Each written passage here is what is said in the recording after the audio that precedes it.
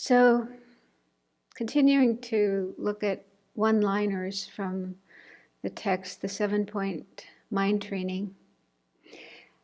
Here's a line. Of the two witnesses, hold the principal one. So the two witnesses are oneself and others.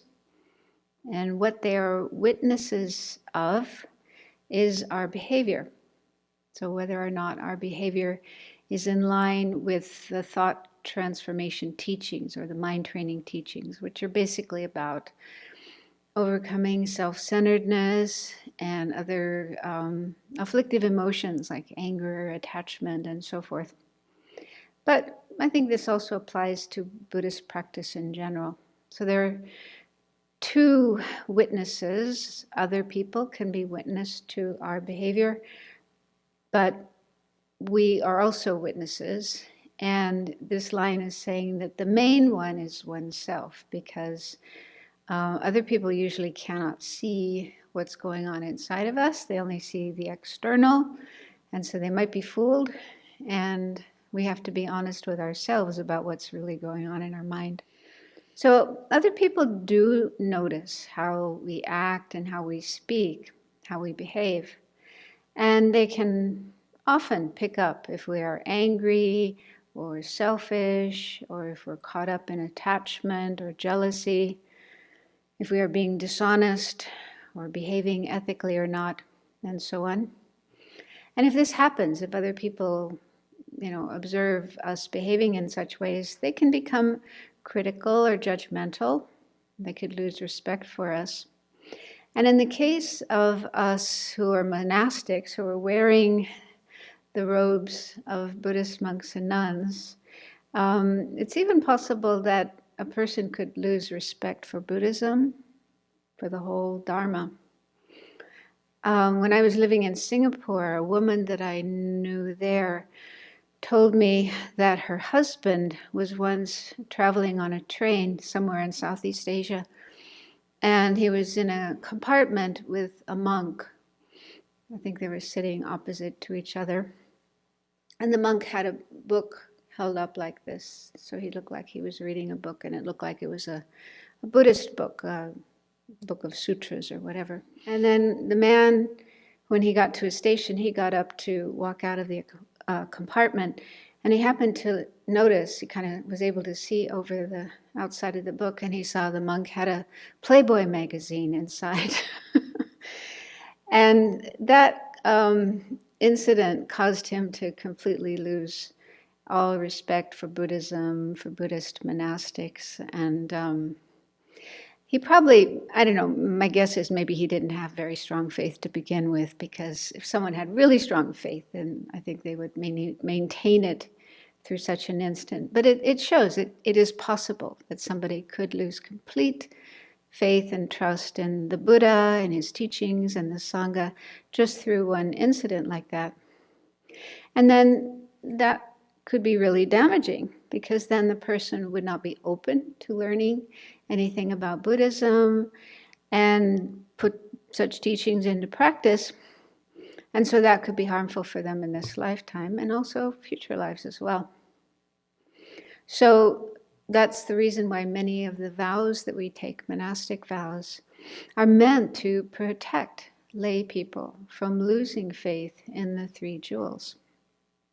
And each vow has a origin story. At the time of the Buddha, a monk or a nun would do something that the lay people were critical of, something that was unworthy of a religious practitioner.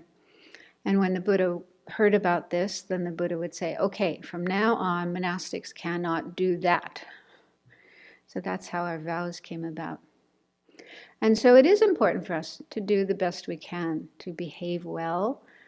And even if we do feel angry or upset or whatever inside, to try to deal with those afflictions and not let them spill out into our behavior.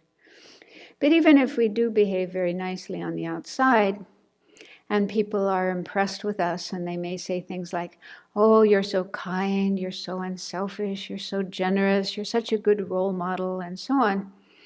Still, we need to be careful, not get big-headed about that. So we are the only one who can really see our mind and what is our real motivation for the things that we do. And our motivation may not always be so positive. So it's easy to be pretentious on the outside and act generous and kind, while in reality, we have ulterior motives for our behavior. We may want people to like us, be impressed with us. We may want to receive things from them, and so on. So these are like the 8 worldly dharmas, 8 worldly concerns. So that's why this line in the text is instructing us to be honest with ourselves, be the main witness in our behavior, and recognize and acknowledge what's really going on inside. And if there are unwise or afflictive thoughts and emotions, to apply antidotes to them. There's plenty of antidotes in the Buddha's teachings. And in the commentary to this line by Pema Chodron, she also mentions seeing oneself with self-compassion, having self-compassion when we do notice mistaken attitudes or mistaken behavior. And I really like that too. So we do need to be honest with ourselves, but at the same time we need to be kind, compassionate to ourselves. And this is particularly important for us in the West, because so many of us are very hard on ourselves and very critical. And when we do notice, anger or whatever in our mind, we can get into beating ourselves, hating ourselves, feeling totally worthless, really going overboard with that. And I was thinking about my own experience and how this tendency to be self-critical and lacking self-compassion itself can be a cause for not being completely honest about what's going on in one's mind, and instead hiding things or suppressing things. Because I remembered a couple of occasions where another person would point out to me something like, "Oh, it looks like you're jealous," or "looks like you're angry." And at that time, inside, I would feel quite resentful and defensive and like, who do you think you are telling me that? And it takes one to know one, and so on. I didn't say those things, but this is what I was thinking inside. But still, their words were really powerful and really stuck with me. And, eventually I realized, I looked at myself and I realized, well, actually it's true, but I was just suppressing, hiding, not even to myself. I was in denial about those afflictions in my mind. And so I looked at that and wondered, why am I hiding these things, denying these things? And gradually over time, I saw that it was based on a lack of understanding of the nature of the mind and the nature of the self. What is their relationship? Because I think I must have had the idea that if I were to acknowledge the existence of anger in my mind or jealousy in my mind, then that means I am an angry person. I am a jealous person. And I didn't want to be that way. So looking at that and thinking about what Buddhism teaches us about the mind and also about the self, I came to see that, these afflictions, anger, attachment, jealousy, and so on, are not who we are. They are simply temporary, transitory mental states that arise.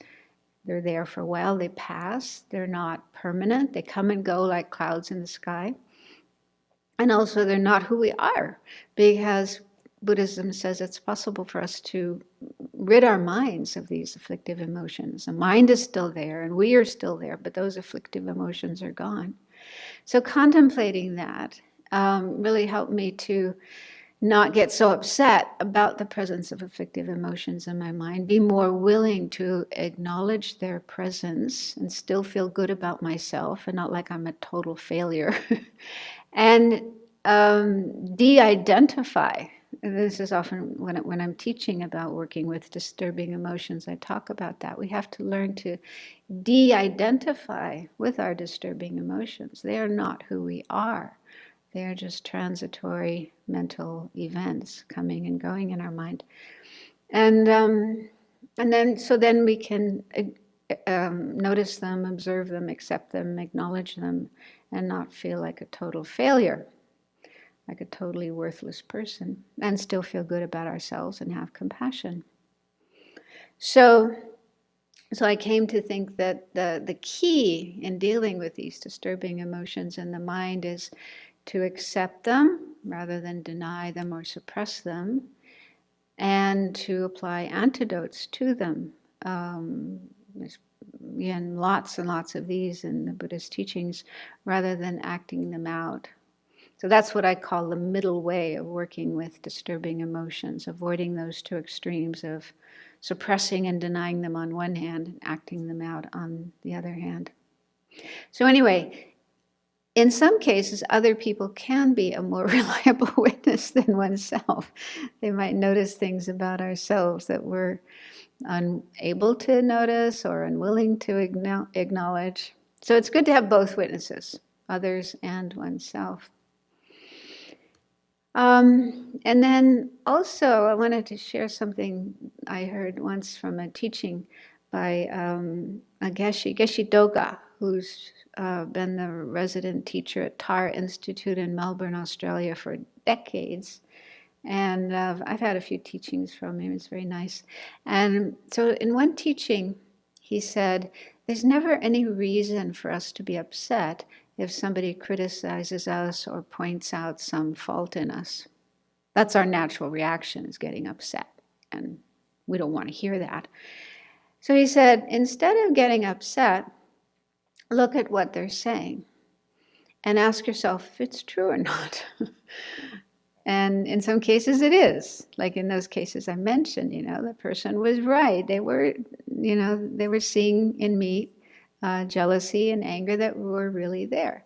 So in that case, if they're simply pointing out something that's true, why be upset about it? Because especially as Dharma practitioners, our goal is to work on ourselves. And to work on ourselves, we have to see our faults. We have to see what needs to be worked on. If somebody's pointing those things out to us, then that's very helpful for us. They're being like a teacher. So we should be thankful to them, not upset at them. On the other hand, sometimes people might say things about us or to us that are not true. So if we look at that and we say, no, that is not true. I can look at my mind and search all through my mind and I do not find that particular state of mind. In that case, why be upset? It's like they're saying you have a green nose or you have horns on your head. You look in the mirror and you can see it's not true. So it's just like fantasy, like projection maybe. So again, no need to be upset about it because they're just saying something that's nonsense. So I found that very helpful advice for dealing with those kind of situations. So it's very helpful that we do have these two witnesses, other people who can sometimes help us recognize things in ourselves. And we also have our own mind, inner awareness, mindfulness and introspection, which we can develop along the Buddhist path. It's also very important to study so that we learn which mental states or mental factors are the ones that are problematic, that cause suffering and need to be gradually eliminated and overcome to progress along the path. And then which mental states are positive and constructive that we can increase. So that combination of factors, study and then mindfulness and introspection, are very, very helpful for us in our spiritual development.